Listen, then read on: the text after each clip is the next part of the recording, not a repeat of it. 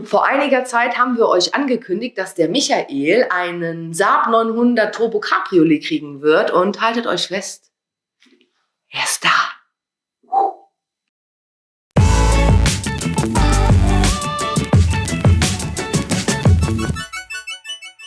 Hallo ihr Lieben, wie hier oben in dem Video angekündigt, ist das Saab 900 Turbo Cabriolet beim Michael angekommen.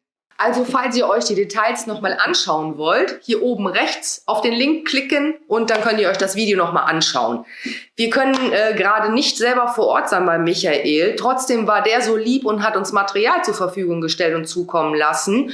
Und haltet euch echt fest, der hat erst 46.000 Kilometer auf dem Tacho. Also ein echtes, cooles Schätzchen. Deshalb sage ich, Film ab.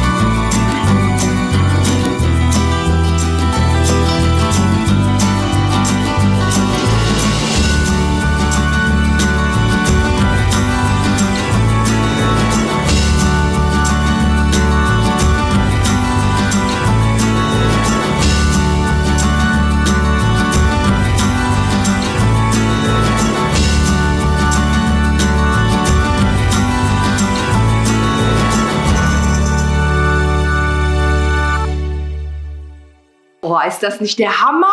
Also ohne Witz, Leute. Wenn ich könnte, würde ich ihn kaufen. Und ich wollte ihn so gern sehen, bevor er vielleicht weg ist, weil das könnte schnell gehen.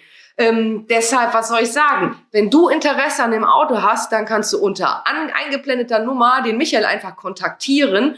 Und ja, die Frage nach dem Preis, 27.700 € soll der Saab kosten.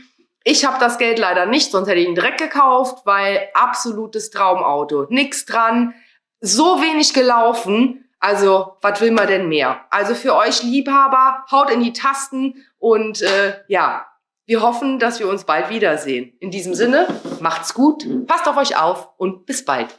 Ciao!